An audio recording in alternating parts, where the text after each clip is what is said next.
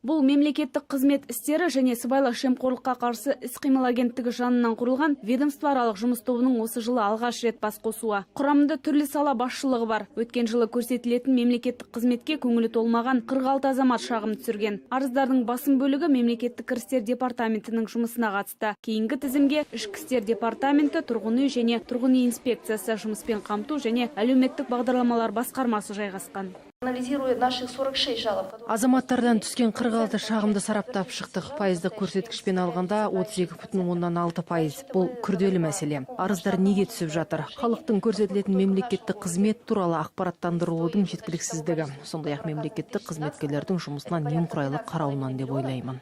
Арыз түскен сала жетекшілері жұмысты жетілдіру үшін түрлі жаңашылдықты қолға алып жатқанын айтып ақталды. Мәселен, әр қызметкердің жұмысын бағалайтын құрылғы одан қалды әрқайсысының алдына камера қойып жатқанын алға тартты. Арызданушылар қатарын азайтып, қызмет сапасын арттыру мақсатында жұмыс тобы мемлекеттік орындарды тексеріп шықпақ. Халыққа қызмет көрсету орталығы қағазбастылықты жою мақсатында жаңа сервисті қолға алды. Енді жиі сұралатын анықтамаларды үшінші тұлғаларда ала алады. Үшінші тұлға анықтама алу қажет болса, ол мобильді үкіметте тіркелген болуы қажет. Оны кез келген халыққа қызмет көрсету орталығын іске асыра аласыз. Ол үшін қолыңызда жеке куәлік және мобильді телефоныңыз болса жеткілікті.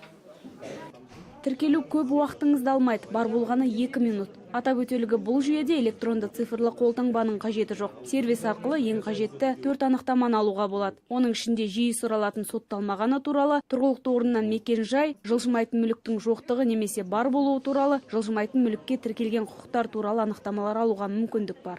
Мен жеке тұлға ретінде сіздің атыңыздан анықтама алғым келсе, жеке сәйкестендіру номеріңізді енгізу арқылы сіздің мобильдік телефоныңызға SMS уведомление келеді. Сол арқылы сіз растау немесе жою командасы арқылы SMS жібере аласыз.